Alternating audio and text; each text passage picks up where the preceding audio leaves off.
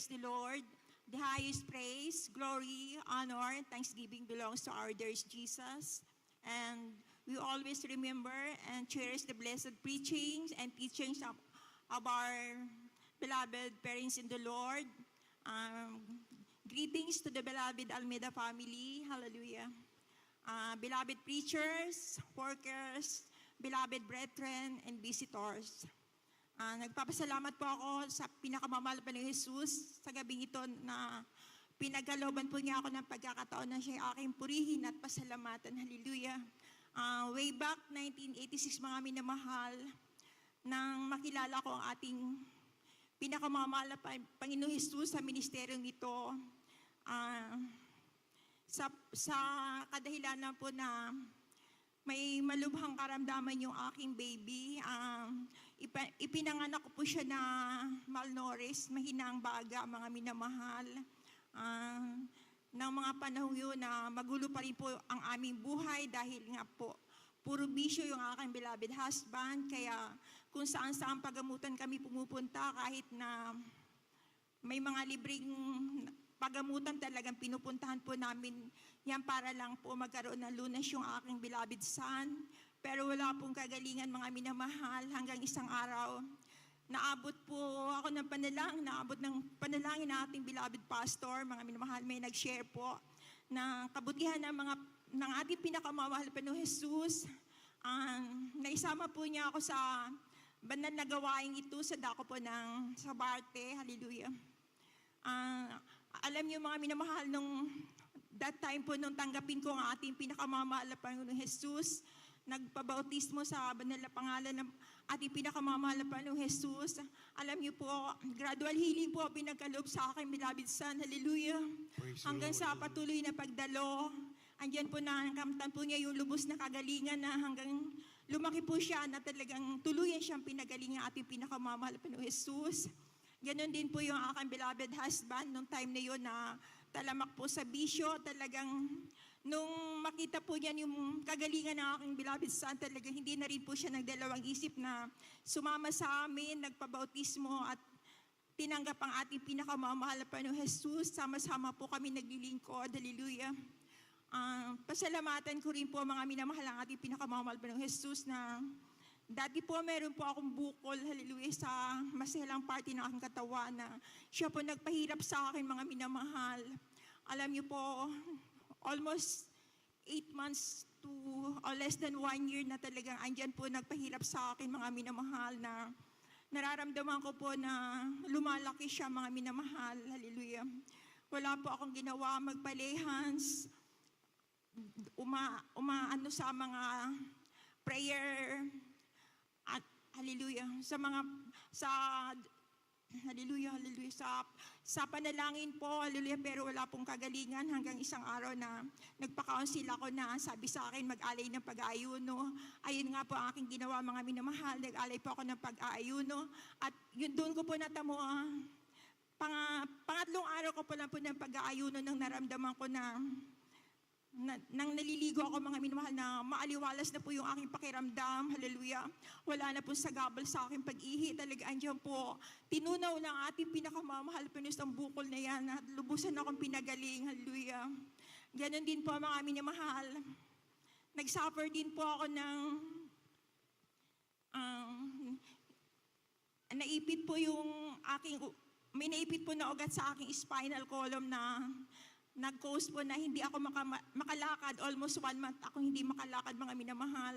Dahil yung mga time po na yon, talagang nagbubuhat ako ng mabibigat dahil nga po meron akong sari-sari store. Hindi maiwasang magbuhat ng mabigat. Andiyan po mga minamahal na naipitan po ako ng ugat na nag-cause po ng hindi ako makalakad mga minamahal. Talagang almost 1 month na hindi ako makalakad, hindi na po ako nakakadalo sa banal na gawain. Hindi ko na rin po alam kung anong gagawin dahil kahit po tatayo, talaga hirap na hirap ako mga minamahal. Hanggang isinama po ako ng anak ko na ipa-check up sa isang espesyalista. Ayun nga po sabi sa akin na kailangan daw pong operahan mga minamahal para daw po ituwid yung naipit na ugat. Pero hindi pa ako nagpa-opera mga minamahal. Nung sinabi sa akin na mag-undergo na lang po ako ng, hallelujah, ah, ayun po, ng therapy, mga minamahal. Sinubukan ko po, pero nakatatlong beses na po ako ng therapy, pero wala pong pagbabago. Andiyan na, talagang sabi ko, mahal na Panginoon, saan po ako nagkulang? Talagang hinihingi ko ng kapatawaran sa pinakamamahal pa ng Jesus. Hallelujah. Ang nagpa-pray over po ako, mga minamahal. Sabi sa akin, mag-alay ng pag-aayuno. Yun po ang aking ginawa, mga minamahal, hanggang sa isang araw na pagising ko, mga minamahal, naramdaman ko na lang po na nakakalakad na po ako na unti-unti, mga minamahal. Talagang andyan, gradual healing din po pinagkaloob ng ating pinakamamahal na Panginoong Jesus, hanggang sa patuloy na paglilingkod. Hallelujah. Tuluyan na po yan pinagaling at tuluyan na po akong pinalakad ng ating pinakamamahal na Panginoong Jesus. Hallelujah. Hallelujah. Pasalamatan ko din po, mga minamahal, na almost 3 weeks ago na, mga minamahal, na nag-suffer po ako ng constipation, mga minamahal, na hindi lang po talaga pong yan. Sobrang hirap, mga minamahal. Alam niyo po yung parang pakiramdam na nagli-labor ka para mga anak. Ganun po yung naramdaman ko, mga minamahal. Talagang akyat baba po ako sa hagdan, pero talagang grabe po sakit na talagang para ako nagli-labor na hindi talaga yan siya lumabas-labas, mga minamahal. Ang ginawa ko po, nagpuri ako. Subalit, hindi po ako makakonsentrate sa pagpupuri. Talagang grabe po yung sakit, mga minamahal.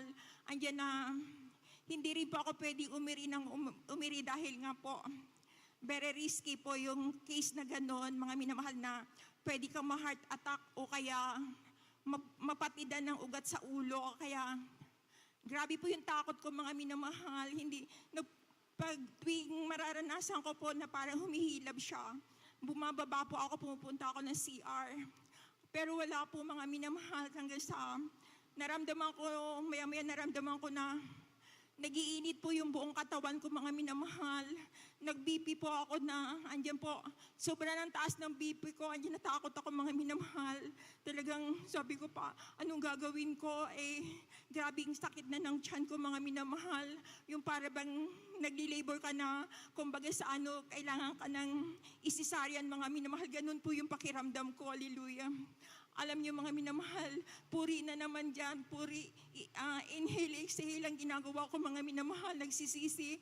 Sabi ko, mahal na Panginoon, pagalingin, palabasin mo lang po ito. Talagang pasasalamatan kita, mahal pa nung Jesus, sa lahat ng, dahil nga po lagi akong ini-invite na magpasalamat every time na may gawain, pero lagi po akong tumatanggi, mga minamahal, dahil nga po sabi ko, wala naman akong bagong patutuo. Hallelujah, talagang andyan po, talagang nagpahirap sa akin, mga minamahal. Alam niyo po, natatakot na ako pag every time na humihilab yan, mga minamahal. Nagsisisi po ako, mahal pa, natulungan mo ako. Pero wala pa rin, mga minamahal. Kasi nga po natatakot akong umiri ng sobra kasi nga baka po ako mapatidan ng ugat.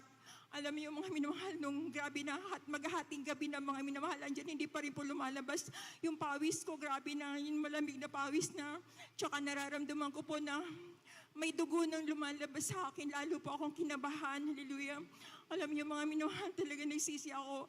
Mahal pa nung Jesus, palabasin mo lang po, talagang pasasalamatan kita. Alam niyo, mga minamahal, sabi ko sa apo ko, lagyan mo ako ng electric fan dito sa CR. Sabi ko, bahala na. Sabi ko, mahal na Panginoong Jesus, kayo po ang nakakaalam ng buhay ko, na alam ko, pag-iingatan mo ako na hindi ako ma-heart attack o kaya mapapatidan ng ugat. Alam niyo, mga mahal, talaga nakatutok po sa akin yung electric fan sa CR. Alam mo, sabi ko, mahal po, patawarin mo ako sa lahat ng aking kasalanan. Sigaw po ako ng malakas in Jesus' name, sabay iri, mga minamahal. Talagang dyan sa kahabagan ng pinakamamahal na Panginoong Jesus, talagang nailabas ko po yan, mga minamahal. Hallelujah. Na kung tutusin po, talagang para ako nasisayan ng mga time na yun, mga minamahal. Talagang sobrang pasalamat ko sa ating pinakamamahal na Panginoong Jesus. Pero nung bandal na gawain na sabi ko, hindi na lang ako magpapalista. Sabi ko, hayaan ko na lang na may magsabi sa akin na magpasalamat, pero hindi rin po ako nagpasalamat. Andiyan mga minamahal, talagang parang binabalik na naman ang pinakamamahal na Panginoon. Umuulit na naman siya. Sabi ko, mahal na Panginoong Jesus, tulungan mo ako. Andiyan talagang pasasalamatan na kita. Hallelujah. Hallelujah. Maraming salamat po sa kalakasan na pinagkakalob ng ating pinakamamahal na Panginoong Jesus, at sa mga pagpapala din po mga minamahal, way back 2013, December, hanggang sa mga oras na to, andyan po patuloy pinagpapala yung aking sari-sari store na nang itinayo ko po yun, mga minamahal, talagang wala akong ginamit na puhunan kahit 5, mga minamahal. Talagang pagpapala galing sa ating pinakamamahal na Panginoong Jesus. Hindi lang po yan sari-sari store, mga minamahal. May kasama po yun na bahay, hallelujah. Andiyan kompleta na po sa gamit, yung mga rep, yung mga lahat ng kailangan sa store. Talagang sabi ko, mahal na Panginoon, dahil wala akong puhunan ginagamit. Yung first fruit na yun, bibigay ko sa iyo, pinakamamahal Panginoon Jesus. Hindi ko na po binilang, basta yung first fruit na yun, kasama po doon yung puhunan, talagang pinagkaloob ko sa ating pinakamamahal Panginoon Jesus. Yun po yung dahilan, ang sekreto ng pagbibigay, talaga ang pagpapala. Hallelujah. Alam niyo, hanggang sa mga oras, so talaga hindi kami pinababayaan. Patuloy pong pinalalago yung ang aking sari-sari store na yan. Bagamat andyan na marami ng kalaban, maraming kompetensya, pero ang anak ng Diyos talagang basta tapat ka lang, hindi ka pagkukulangin. Hallelujah. Tunay na napakabuti ng ating pinakamamahal na Panginoon Jesus na ang pagbibigay ay susi ng pagpapala. Hallelujah. Andyan na sobra-sobrang pagpapala. Lahat halos wala na akong hihilingin sa ating pinakamamahal na Panginoon Jesus. Lahat ng gusto kong bilhin, lahat ng gusto kong marating, anya sa kahabagan, talagang napupuntahan namin sa himalang kaparaanan ng ating pinakamamahal na Panginoon Jesus.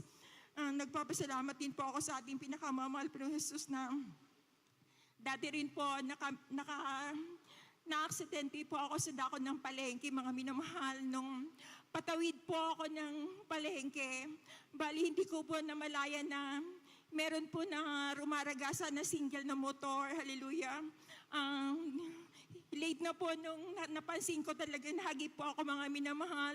Alam niyo po, nakaladkad ako dyan na sumadsad po ako sa pwesto ng mga prutas. Talagang ang tanging sinigaw ko lang po, hallelujah, praise the Lord. Hallelujah, praise the Lord.